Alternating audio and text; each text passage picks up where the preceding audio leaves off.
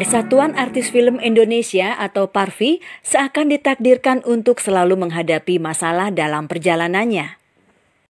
Baru 3 bulan membentuk kepengurusan baru hasil Kongres PARFI tanggal 10 Maret 2020 lalu, organisasi ini kembali dilanda gonjang-ganjing. Kali ini sejumlah pengurus PARFI periode 2020 sampai 2025 menyatakan mundur. Salah satu di antaranya adalah Sekretaris Umum Mutiara Sani. Pengurus lain yang juga ikut mengundurkan diri adalah Bendahara Umum Dede Sritatu SH, Koordinator Pembinaan Daerah Syamsul B. Adnan, Anggota Bidang Pendidikan Ruli Rahadian, dan Anggota Bidang Hukum Edi Triyono Sumartadi. Wakil Ketua Umum Paramita Rusady juga dikabarkan ikut mengundurkan diri. Tetapi sampai berita ini diturunkan, artis film dan penyanyi itu belum bisa dikonfirmasi.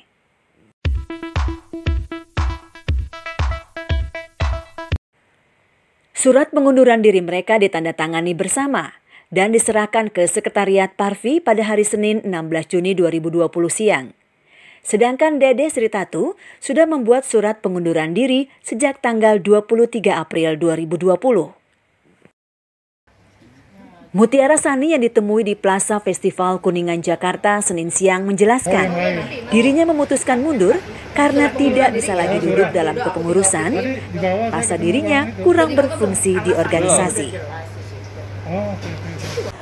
Niat saya mengiyakan dulu, ini saya ceritakan aja ya. Niat saya dulu mau mendampingi Ibu Alicia Johar sebagai ketum terpilih. Itu sebetulnya ingin memperbaiki apa yang pernah ada, itu aja. Jadi mungkin pengalaman saya selama ini berorganisasi di luar mungkin bisa saya manfaatkan di sini gitu. Ternyata dari awal itu saya merasa ada yang ganjil gitu. Yang ganjil itu apa? Terlalu banyak hal-hal yang tidak saya ketahui. Jadi ini jelas masalah transparansi. Transparansi baik masalah program, rencana, pertemuan atau apapun itu sering sekali saya tidak tahu. Jadi satu kali, ini saya cerita misalnya, satu kali saya telepon Wasek, posisi di mana? Oh ini lagi dengan menteri. Jadi terlalu sering yang seperti itu, saya nggak tahu gitu, nggak tahu itu kalau ada itu gitu. Nah, lalu saya berpikir, buat apa saya lanjut di sini? Kalau toh dengan 3 orang ini sudah melaju gitu, udah melejit kemana-mana gitu. Jadi Wasek super aktif dan memang mungkin lebih nyaman Bu Ketum dengan beliau ya, karena saya sering memang seperti hubungan dengan salah satu ormas misalnya itu tetap saya ingatkan kalau mau mengikat perjanjian atau MOU dengan pihak lain, kita ini belum sah. Untuk itu kita tentu harus hati-hati.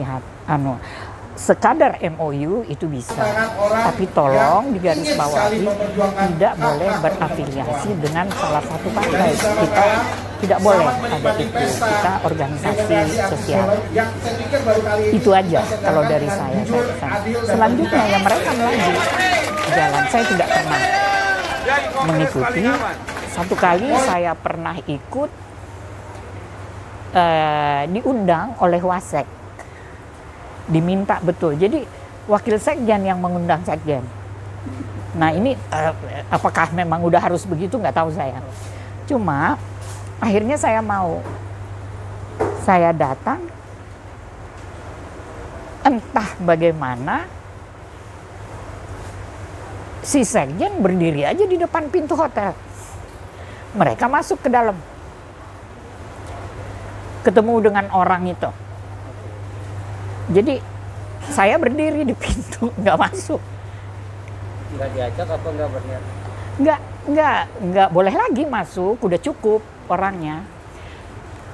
Kalau punya etika, baik wasek maupun ketum, harusnya kan bilang, oh Ibu Sekjen ada di sini. Anda di luar, Bu Sekjen yang masuk. Harusnya kan begitu dong logikanya. Ini enggak, mereka aja lanjut. Nah, hal-hal seperti untuk menghindari hal-hal seperti ini, ya saya diam selanjutnya udah 2 minggu terakhir lah. Udah nggak saya campuri, lalu saya udah tekankan betul tidak boleh tanda tangan saya keluar tanpa seizin saya. Nah, kalau situasinya seperti ini, apapun saya tidak tahu, pergi kemana, pergi ke sini, minta sumbangan ke sana sini. Yang lebih terenyuh saya melihat ketum bagi-bagi kantong salah satu partai itu di pinggir jalan gitu ke orang-orang. Bukan parvi kantongnya. Kalau kantongnya parvi sih sangat terhormat ya, sangat bagus. Tapi jadi udah jauh gitu dari ini saya. Nah, daripada saya terus-terusan merasa ini jalan ini salah, saya pilih mundur.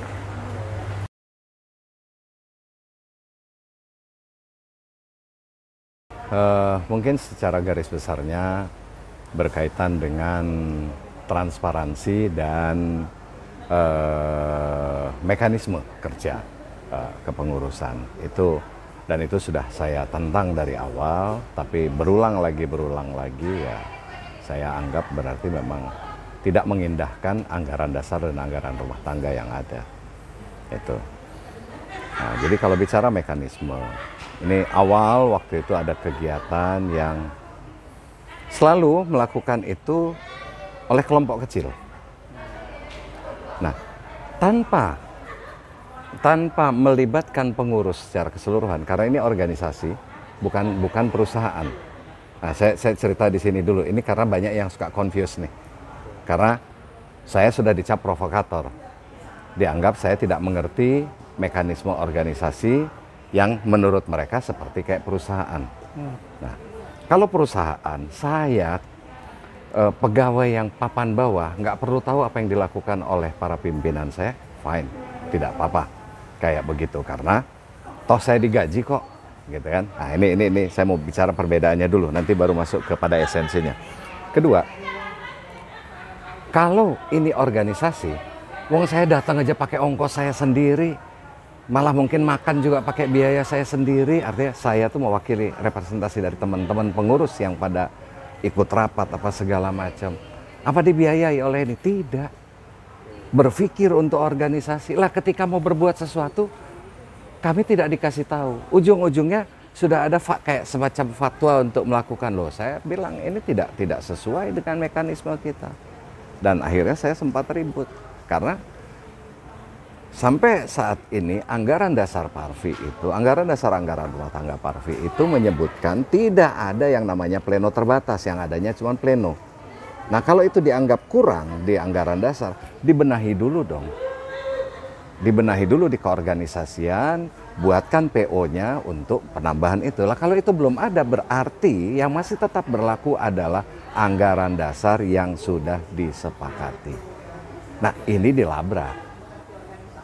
Oke, setelah itu dilabrak, mereka jalan. Ketika ditegur, oke, baru dikasih tahu. Dan ini sudah 2 kali terjadi kayak begini. Nah, saya anggap ini, ya buat saya sih maaf ya. Keledai saja tidak mau jatuh 2 kali dalam lubang yang sama. Tapi kalau manusia masih mau jatuh 2 kali dalam lubang yang sama, saya tidak tahu siapa yang lebih dungu. Manusianya apa keledainya. Latar belakang saya memang bidang budaya. Dan film ini memang salah satu interest saya, dan saya juga dulu banyak mengarahkan program-program budaya itu dan program-program yang berkaitan dengan masalah pengembangan seni itu memang melalui film ketika saya masih di Kementerian Pertahanan. Nah, tapi ketika saya masuk itu kan dunia yang baru buat saya gitu, dan saya memang harus banyak belajar untuk menyesuaikan diri. Nah, setelah saya mengamati tata organisasi, sistem organisasinya, ternyata memang banyak yang belum sepemahaman saya gitu, artinya belum sinkron dengan pemikiran saya. Yang saya awalnya dulu saya pikir memang sudah clear and clean, tetapi ternyata masih ada permasalahan dan memang sering terjadi polemik. Saya tidak ingin terlibat cukup dalam dengan permasalahan itu. Di samping itu pun saya ingin juga banyak belajar lagi di luar dan dengan kekurangan yang ada itu agar saya lebih memahami khususnya dunia film. Ya mudah-mudahan ke depan saya bisa lebih paham lagi, lebih mengerti lagi, sehingga satu saat saya bisa bergabung kembali, saya sudah lebih paham apa arti dunia film dari sisi pendidikannya. Barangkali itu alasan saya, karena saya pikir ada atau tidak ada saya pun juga tidak ada perbedaan gitu. Dan kemarin pun yang saya perhatikan memang banyak hal-hal yang saya tidak ketahui ketika terjadi ada beberapa MOU, kemudian kegiatan-kegiatan, anggota lain juga tidak dilibatkan. Jadi saya pikir ya apa bedanya saya ada ataupun tidak ada di dalam.